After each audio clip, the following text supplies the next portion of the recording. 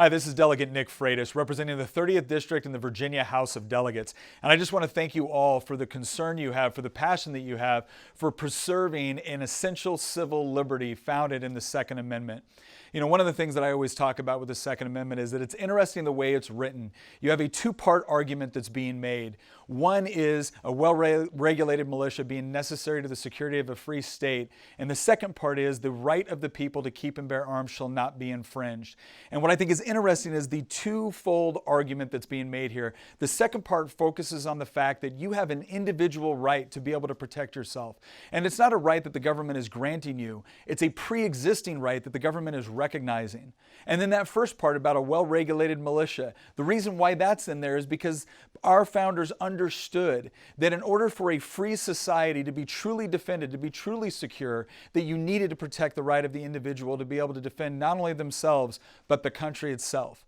And I think going forward it is so important that when we talk about the Second Amendment, we recognize that this is not about hunting, this is not about gun collecting. This is about the fact that we recognize that each individual has inherent worth and inherent value. And that to be a free people, you have to have the means to be able to defend yourself. And that one of the most interesting things about the Second Amendment that hardly ever gets mentioned is the fact that it allows for a weaker person to be able to defend themselves against a stronger attacker. I brought up a lot of these points in a speech that I gave on the floor of the House of Delegates in 2018. You can Google it, just say Nick Freitas gun speech and it'll pop right up.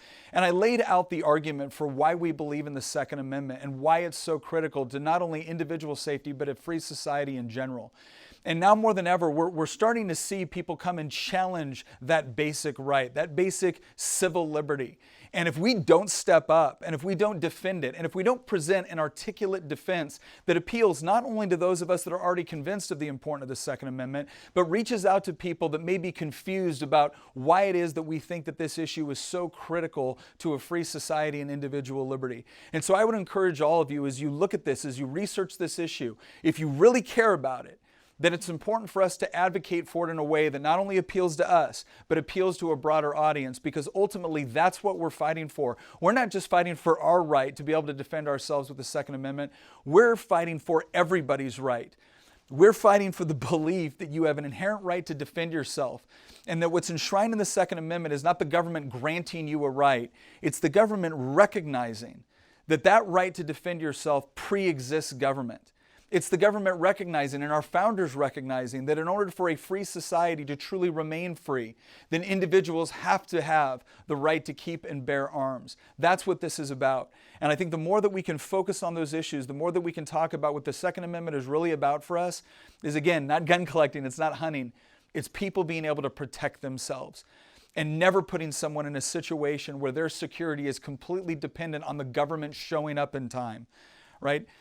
It is so critical now, probably more than it has ever been in recent history, that we come forward with those stories of how the Second Amendment has been used to protect yourself, protect your family, protect your business. How over 2 million times every year in this country, someone uses a firearm to prevent themselves from ever becoming a victim in the first place. It is on their behalf that we speak. So thank you very much for doing this. Thank you very much for your support of the Second Amendment. Continue to do so and know that there are people in government, outside of government, people at this organization that will continue to fight to ensure that we remain a free people, able to be able to arm and defend ourselves. I'm Nick Freitas, representative for the 30th District in the Virginia House of Delegates. Thank you.